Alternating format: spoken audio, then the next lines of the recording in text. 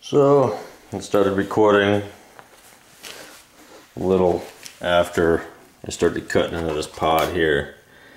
I went to a local thrift store, found this pod. I thought it was pretty nice. Nice and thick. Came with this locking lid right here.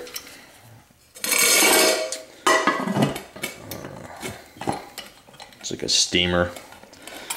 Locks.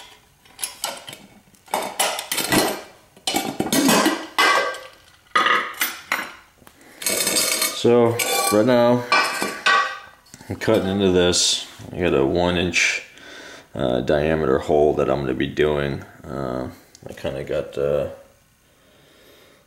some straight pattern there, a hex.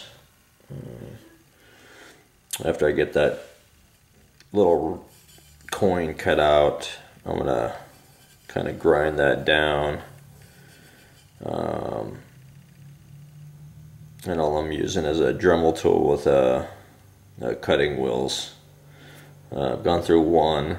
I'm about ready to put on another one.